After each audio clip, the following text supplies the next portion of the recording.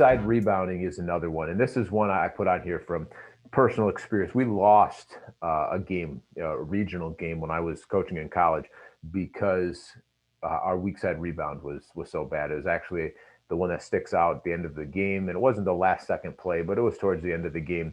And my point guard doesn't drop down to the weak side fast enough, gets himself caught under the bucket. One of their bigs is able to rebound and get a putback over us.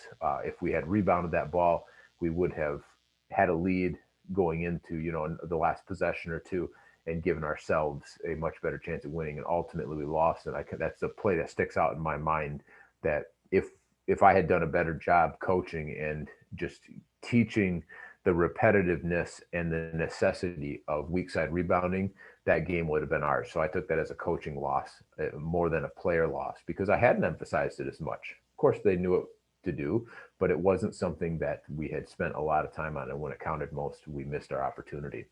But we need to know whose responsibility is it? Who's supposed to be down there?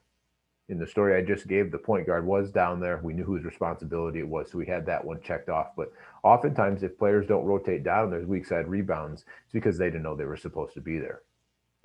The second thing is, where should the player make contact? This is where I made my mistake, and I coach this a lot differently now.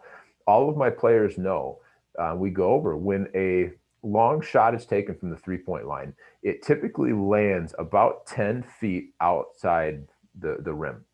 So if it's shot on one side, almost everybody knows that the rebound, about 70% of the time goes to the opposite side of the floor. So if we know that 70% of the time the ball is going to rebound on the opposite side of the floor, and now we know that most long shots land roughly 10 feet outside the rim, I tell my players, this is where we need to be when we weak side rebound. We need to be outside the lane, and we need to make contact roughly 10 feet, if not a little further, 12 feet from the basket.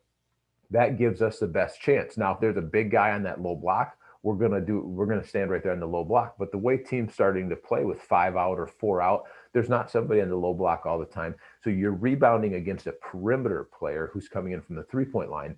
You need to meet them 10 to 12 feet outside the rim and have the best chance at rebounding that long shot on the weak side.